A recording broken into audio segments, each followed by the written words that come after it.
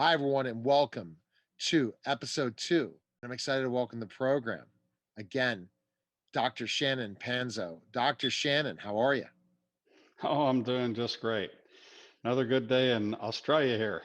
Oh, you're lucky. You're lucky. I heard that, it's warm still because that of the difference of all the way across the world that you're now in summer while we're in winter, right? That's how it pretty much works in Australia, right? Well, that's true. And oh, don't worry. We've been getting a lot of wind lately, so that's a good thing too. Sometimes it dries some things out, but otherwise, it's been pretty windy here. Absolutely. So let's kind of go right into delving into the specific thing from last episode. Last episode, we learned some really interesting things from last episode. And that basically was how you got introduced to mental photography and how mental photography, you learned the Zux Pro method. Now, today, we're going to talk about using mental photography to benefit your life in so many ways, right? Sounds good to me. There's heaps and heaps of ways to do it. So essentially, what we went over last time was whenever you're using the photographic memory, you can do just incredible things. And most people are taught away from the photographic memory. And this is done in whenever you go to school. It's basically the way that you are taught away from the photographic memory, which is actually the eidetic memory, is you're told, well, we have a better way for you to learn, and that's not so. Uh, Whenever you are going through your first 5 years of life and using the eidetic memory, you learn things at phenomenal rates, phenomenal speeds, so in depth, and you learn just incredible amount of things that you cannot learn with, say, reading. And so what we do is we experience that first 5 years of our life, then we go to school and we're told we have to give up that immature way of learning. Well, this is the way that we've learned so much throughout our entire life. Now we're being told, no, that's not good enough. Well, it actually shows. I have a graph that we can discuss at a later point. I have a graph that shows that we learn at an incredible rate during those first 5 years, and then suddenly, as soon as we go to school, we stop learning. It just falls right off, and that's the way we're expected to continue on with life. With the photographic memory, the nice thing is what I teach a particular technique called mental photography. Mental Okay. photography starts at 25,000 to 50,000 words per minute, and there really isn't any upward limit. So whenever you're dealing with mental photography, you're using the photographic memory. By the way, whenever you do put in information for with mental photography or the photographic memory, you keep it for the rest of your life. And you have 100% retention of the information. Hey, that's great. All you have to do is now learn how to pull it back out. This is the retraining that a person has to go through to reattach themselves with the photographic memory. But uh, on the other hand, you haven't actually lost the photographic memory at all. You're just out of touch with it. And so you have to go through a retraining process in order to get there. So the mental photography is the vehicle for using the photographic memory on a daily basis. And this is what exercise your brain. When you exercise your brain this way, this is the holy grail for brain development. This is the best equipment that you have to get the brain to function the way it's supposed to be functioning. And right now, it's like right now most people are working on they're driving down the road with an eight-cylinder car firing on six pistons. It's not working too well, and that's why we have so many problems today. So whenever you use a photographic memory, it works a lot better. It actually helps you do everything easier, better, etc. That's so awesome. And so you talk about let's talk about some other benefits, Dr. Shannon. Okay. Okay. Let's start with something that is all near and dear to our heart: vocabulary. Whenever we learn vocabulary, essentially that that tells other people how smart we are. And our conversation with other people, that'll get us to be noticed in our by our peers, or it'll tell our peers to shovel us aside and ignore us, depending upon our vocabulary. Now, whenever you do mental photography with, say, dictionaries, thesauruses, things like this, you easily upgrade your vocabulary very quickly. Vocabulary is also a key indicator with IQ test. And if you don't have a good vocabulary, you're not going to do too well on an IQ test, where if you do have a good vocabulary, you will. And that's just how it is. There's other things, obviously, with the IQ test as well, but that's one of the key components is having good vocabulary to start with. Absolutely. So, whenever we're taking on information at 50 to 100,000 words per minute, well, your vocabulary is definitely going to increase. Now, along with vocabulary, depending upon the content of what you're actually mentally photographing or using your photographic memory with, depending upon the content, you're actually increasing your knowledge as well. Now, there's three basic stages of learning. There's information, there's knowledge, and there's wisdom.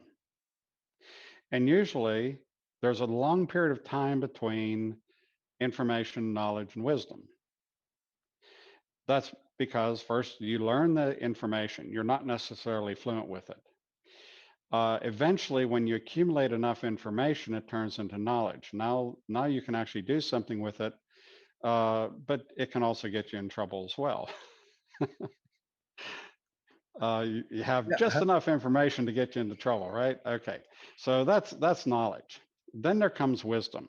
Okay, now wisdom is usually something that we learn as a product of experiencing the knowledge. Well, because of the nature of the mental photography is actually a active way of using quantum physics to take on information. It's an application of quantum physics. So instead of you getting information as you would with reading, what you do is you get information that goes directly to your mind. It actually does the work.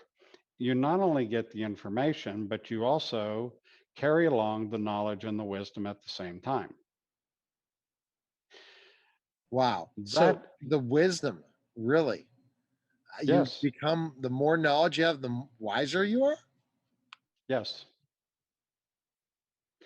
The reason for this is what we're doing with the mental photography is literally a quantum leap above what people do if they're reading.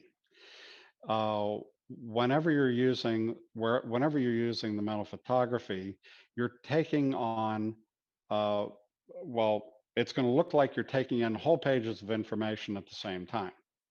But really, what you're doing is you're taking in all the thoughts and all the energy behind that. You're taking that in as well.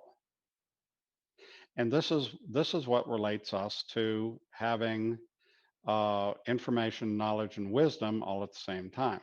Because the person, the expert that wrote the book, is going to reflect themselves in the vibration of that book. And this will give you a whole different picture as to what that book really means.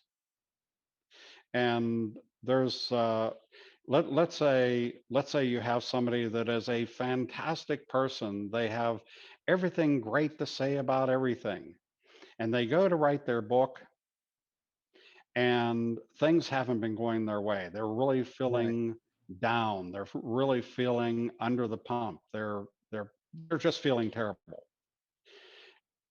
If you read that book, you won't feel that. You won't get that. If you mentally photograph the book, you do. Okay.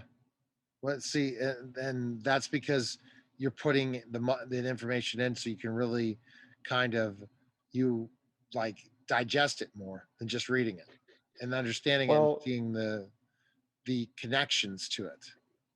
Okay, well, this is a bit of a jump above what I've already told you, but the essentially, however the person that is writing the book, however they feel, and this also comes across as to their even their expertise, can come across in the background of the book at a different level than what you're accustomed to getting.